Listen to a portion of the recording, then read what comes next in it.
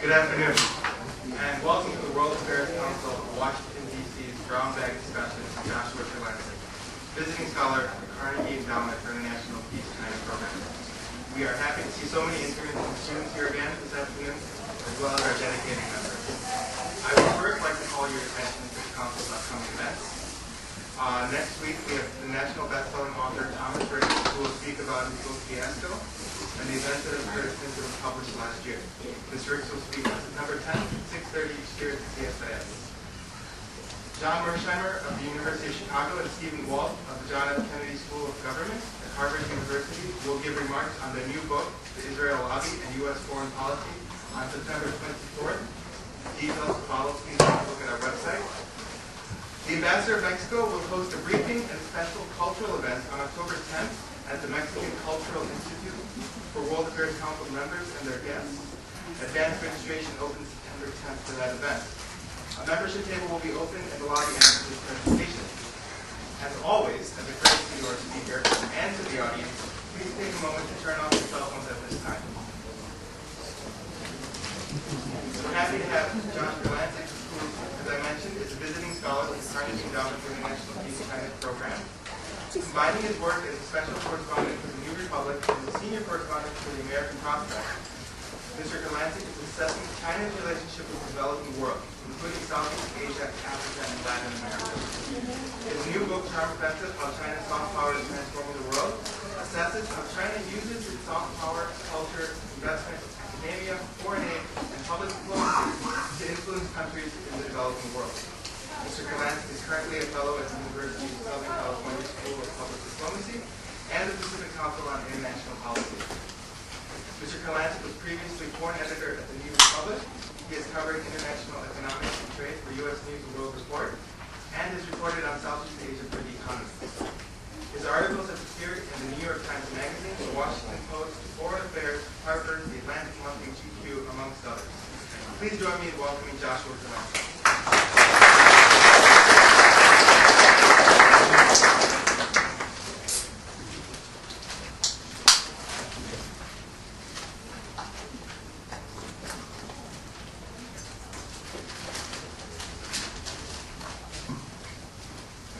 Thank you very much. I'm impressed that there are so many people here today. When I first got interested in the topic of China's relations with Africa and Latin America and other developing regions, I actually couldn't get that much interest from funders and grantees who, this was 4 or 5 years ago, who told me that basically this wasn't an important issue and you weren't going to find anyone to read the book. So I'm happy to see that there's a lot of people who are interested. The book began basically when I was in Southeast Asia in the late 90s and early 2000s. And I remember quite vividly I was on a trip to Cambodia, and it was for the first visit of a Chinese president to Cambodia in many, many years, a visit by Jiang Zemin. And if you know a little bit about Cambodia and China's modern history, it's been a pretty disastrous modern history. China was one of the major patrons of the Khmer Rouge, and there was a lot of lingering anger and resentment in Cambodia over the historical relationship. And so I was quite impressed, actually, at this time, I talked about this a little bit in the book, that Jiang got a pretty warm welcome. But it wasn't just that he got a warm welcome from top officials who, of course, given that China is an important power, need to cultivate a relationship with China. He got a very warm welcome from average people who were lining up to greet him. He got a pretty warm welcome from local officials, mid-level officials who were lining up to shake his hand. And the more I stuck around in Cambodia after that trip, I had been based in Bangkok, I looked at how the Chinese government had built a quite substantial public relationship with Cambodia, spending money on the type of visitor programs that the State Department has done for a long time, cultivating the next generation of opinion leaders in Cambodia and bringing them to China for trips, spending money on scholarships for Cambodian kids to go to Chinese language schools and then go on to China for study. And I was very impressed by this because I hadn't seen much study or analysis of China thinking about building a public appeal in countries rather than just the top leaders. And the more I looked around Southeast Asia at the time, the more I saw that this was happening in other countries there. So I decided I spent about the past 3 years first going to China and talking to policymakers and officials about what it means for China today to be a much more significant international power, particularly in the developing world. I don't look in the book at China's relations with the U.S. because there are many, many people who know a whole lot more about that than I do. And then going to Africa and parts of Latin America and Southeast Asia, and looking at basically on the ground, what does it mean as China's become a much more significant influence in the developing world? How are people reacting to China's growing presence, and what are some of the long-term serious questions this raises?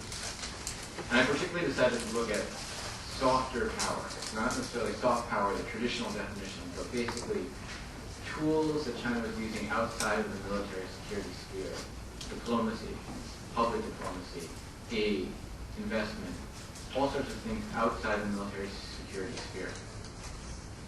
But I want to go back a little bit and just talk a little bit about how China became more engaged in the developing world.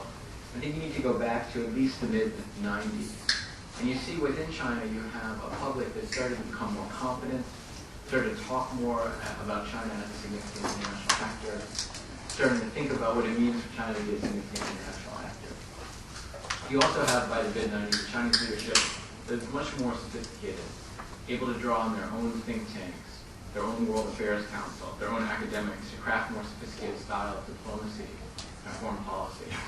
So you have a more confident, sometimes even nationalistic public, in some ways desiring a more proactive foreign policy, and a leadership and a diplomatic corps better able to carry out policy.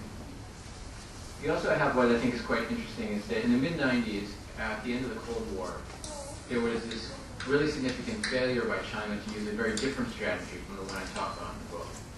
Particularly in Southeast Asia, you had a lot of very significant disputes. If you remember, China lost missiles near Taiwan, and the Clinton administration responded quite significantly.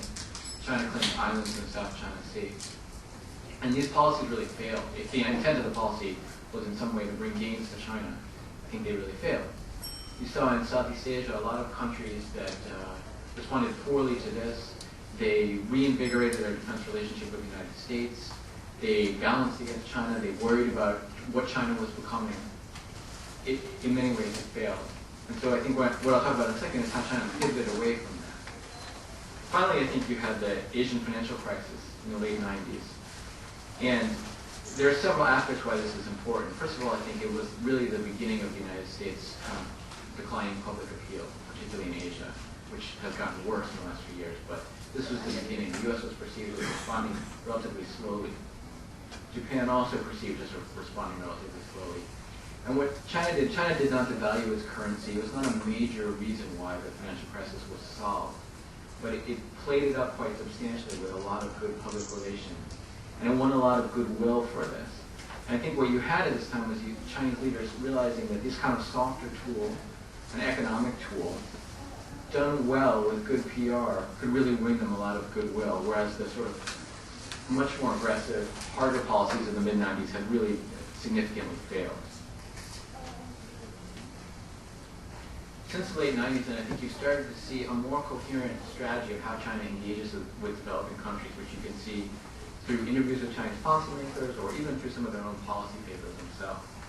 First of all, I think it's clear that China has shifted the focus of foreign policy, which used to be very focused just on the U.S. and Japan and a few other major powers, to the developing world. If you just look at the amount of time that Hu Jintao and Wen Jiabao spend on the ground, traveling around the world, look at the amount of days they spend now in Africa and Latin America, and compare that to 20 or 30 years ago, or even 5 years ago, it's a vast, vast change.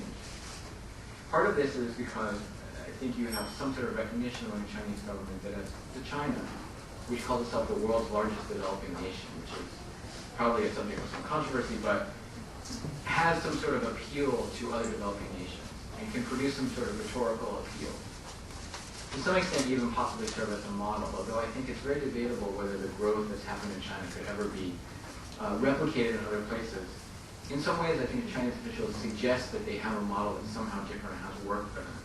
They don't necessarily suggest it explicitly, but implicitly in the amount of time they spend training foreign officials, particularly technocrats, training 3,000 African technocrats a year, 1,500 from various Southeast Asian countries. And if you come from a relatively poor country and you come to Shanghai, you don't see a poor city in central or western China.